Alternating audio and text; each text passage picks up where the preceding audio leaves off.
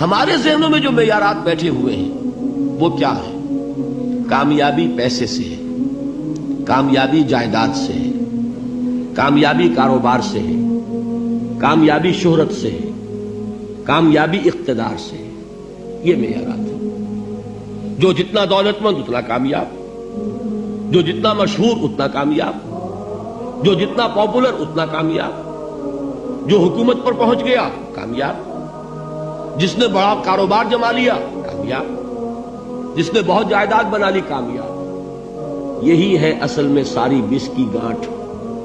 جو تصور کامیابی کا ہوگا اسی کے مطابق آپ کی بھاگ دوڑ ہوگی، اسی کے لیے جد و جہد ہوگی، اسی کے لیے توانائیاں صرف ہوں گی، اسی کے لیے دن رات کی مشقت ہوگی. یہ ہے اصل شے جس کی یہاں نفی ہو رہی ہے.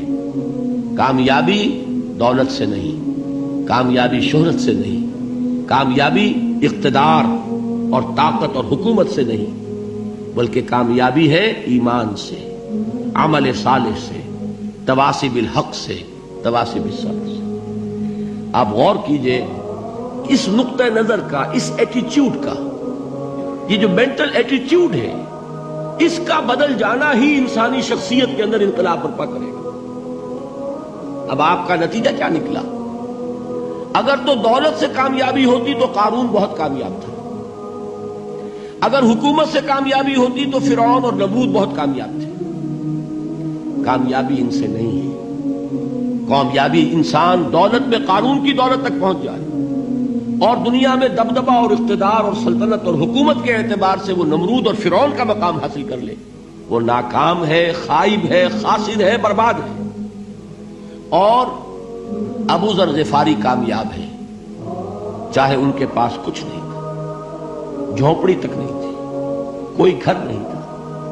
حضور نے فرمایا ہے اللہ کے کچھ بندے ایسے ہوتے ہیں جو کسی محفل میں جانا چاہیں تو انہیں اجازت نہ ملے، جو کہیں اگر رشتہ کرنا چاہے کوئی ان سے رشتہ کرنے کو تیار نہ، کہیں کوئی سفارش کرنا چاہے تو ان کی کوئی بات ہی نہ سنے. لیکن اللہ کے ہاں ان کا وہ مقام ہے کہ اگر بھولے سے بھی کسی بات پر قسم کھا بیٹھتے ہیں تو اللہ ان کے قسم کی لاج رکھتا ہے. یہ ہے فرق. یہ جان لیجیے اچھی طرح.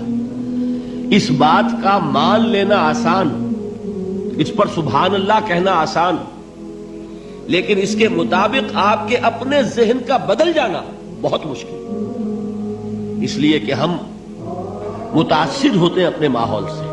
وہ بڑا محل ہے، دیکھ کر ایک دفعہ جھجری آتی ہے، وہ بڑی سی 20 فٹ لمبی کار سناٹے کے ساتھ آپ کے پاس سے گزر گئی. ایک دفعہ اعصاب کے اندر ارتعاش ہوتا ہے، محسوس ہوتا ہے بڑے یہ نصیبے والے لوگ ہیں، بڑے خوش نصیب، بڑے کامیاب. حالانکہ کچھ معلوم نہیں کہ یہی سب سے بڑی بد نصیبی ہو سکتا ہے کہ یہی سب سے بڑی ناکامی ہو. اگر ذہنوں میں یہ بات بیٹھ جائے کامیابی کس شے سے. یہی وجہ دیکھیے قرآن مجید میں بارہا آپ دیکھیں اولئک هم المفلحون، یہ ہے لوگ کامیاب ہونے والے. آج یہ آپ نے نماز میں وہ آیات سنی، یا ایھا الذین آمنوا ارکعوا واسجدوا واعبدوا ربکم وافعلوا الخیر لعلکم تفلحون. اے ایمان والو، رکوع کرو، سجدہ کرو، اپنے رب کی پرستش اور بندگی کرو اور اچھے کام کرو تاکہ تم کامیاب ہو جاؤ. تو کامیابی کن چیزوں سے ہے؟ یہ ہے سب سے بڑا سبق. یہ ہمارے دل میں اگر بات بیٹھ جائے، ٹھک جائے، تو زندگی بدل جائے گی. صبح و شام بدل جائیں گے، نقشے بدل جائیں گے، بھاگ دوڑ کا رنگ بدل جائے گا، ویلیو سٹرکچر بدل جائے گا. آج وہ ایک چیز نہایت اہم نظر آ رہی ہے، کل نہایت غیر اہم نظر آئے گی. جیسے کہ حضور کی حدیث ہے مالی ولد دنیا، مجھے تمہاری اس دنیا سے کیا سروکار ہے. انما مثلی کراکب استظل تحت شجرۃ ثم راح فترکھا.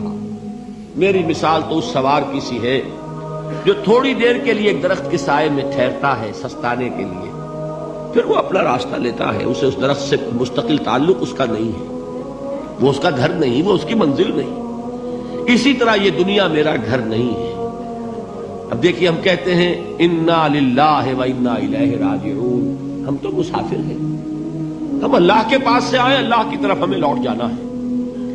کن فی الدنیا کانک غریب و عابر سبیل، حضور فرماتے ہیں دنیا میں ایسے رہو جیسے کہ تم اجنبی ہو یا راہ چلتے مسافر ہو. لیکن یہ طرز عمل کب ہوگا؟ جبکہ یہ آیت ہمارے ذہنوں کے اندر بیٹھ گئی ہو. والعصر ان الانسان لفی خسر الا الذین آمنوا وعملوا الصالحات وتواصوا بالحق وتواصوا بالصبر. یہ ہے اصل بات جو میں نے عرض کیا تھا کہ میں بتاؤں گا صحابہ کیوں ایک دوسرے کو یاد دلاتے تھے. اس لیے کہ دیکھیے جیسے برف باری اگر ہو رہی ہو، آپ باہر نکلیں گے تو برف آپ کے کپڑوں پر جم جاتی ہے نا، تو آپ جھٹکتے ہیں کپڑوں کو تاکہ برف ہٹ جائے. ہمارے ایمان پر اس دنیا میں رہتے ہوئے جب ہم متاثر ہوتے ہیں ماحول سے تو گردہ آ جاتا ہے، برف پڑ جاتی ہے. اس کو جھٹکتے رہنے کی ضرورت ہے، اور وہ جھٹکنے کی بہترین اور مؤثر ترین شکل یہی ہے کہ یاد رکھو کامیابی ان چیزوں سے نہیں ہے. چمک دمک جو ہے دنیا کی، یہ ساری چمک دمک جو تمہیں رجھا رہی ہے، جو تمہیں اپنے اندر گم کیے ہوئے ہے. یہ لفظ گم پر اقبال کا وہ شعر یاد آ گیا کہ کافر کی یہ پہچان کے آفاق میں گم ہے، اور مومن کی یہ پہچان کے گم اس میں ہے آفاق. تم گم نہ ہو کر رہ جاؤ، اس میں مبہوت نہ ہو کر رہ جاؤ، مرعوب نہ ہو کر رہ جاؤ. دنیا ہی کی محبت تمہارے اوپر ڈیرے نہ ڈال دے، تمہارے دلوں کے اوپر مسلط نہ ہو جائے. لہذا تازہ کرتے رہا کرو والعصر ان الانسان لفی خسر الا الذین آمنوا وعملوا الصالحات وتواصوا بالحق وتواصوا بالصبر. پھر یاد کر لو، پھر تازہ کر لو اپنے اس یقین کو کہ کامیابی دولت سے نہیں، کامیابی ثروت سے نہیں، کامیابی اقتدار سے نہیں، کامیابی شہرت سے نہیں، کامیابی جائیداد سے نہیں. کامیابی ہے ایمان سے، کامیابی ہے عمل صالح سے، کامیابی ہے تواصی بالحق سے، کامیابی ہے تواصی بالصبر سے. یہ چار چیزیں ہیں کہ جو کامیابی کے لوازم